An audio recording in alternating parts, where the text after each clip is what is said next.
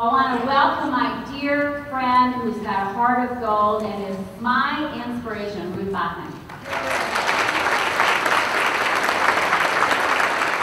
I describe cancer as the narrow spot in an hourglass, and I'm the sand. I've traveled from the top through that tight spot to the bottom, the same sand, but with a different arrangement. Cancer is a challenge, a narrow spot. Life is full of narrow spots, and they are not all labeled cancer. They indicate change. Change is the nature of life, and it is human nature to resist it. Small change happens every day, and we sometimes hardly even pay attention. The sun rises and sets. The tides go out and come in. We wake up after sleeping. Sometimes they surprise us like a beautiful rainbow after a sudden thunderstorm, but most often we hardly even notice. But what about all of those other changes that don't seem to fit into that natural rhythm of things? Changes in our family and personal life, in our work environment, in our health, in our finances, and more. All of that change comes into our lives whether we like it or not. We seem to think that we can control the way change enters our lives, but of course the opposite is true, and all we can do is choose how we respond to that change. Sometimes when change occurs, it's as if a phone rings and you pick it up and a voice on the other end says, "Ruth, the world as you have known it is no longer that way." And wouldn't it be nice if that call was always from the Publishers Clearinghouse sweepstakes?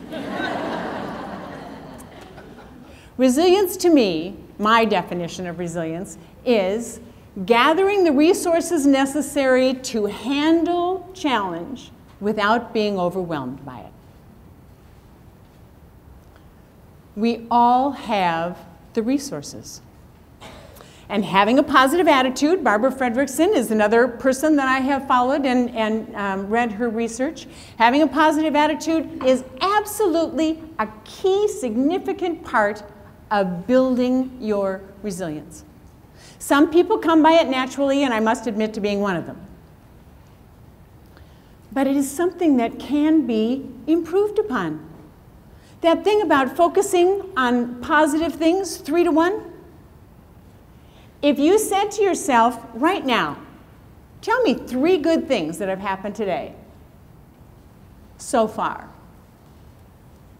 If you can do it, it'll counteract a couple of those negative things that you might have been thinking about and dwelling on, ruminating on.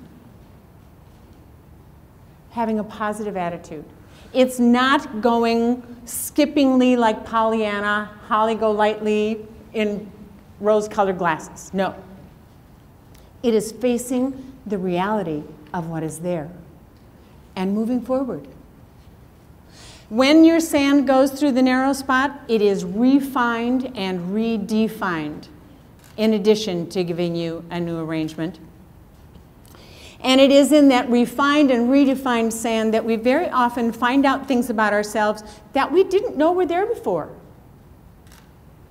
And by paying attention to them, the next time our hourglass is overturned, and it's going to happen again,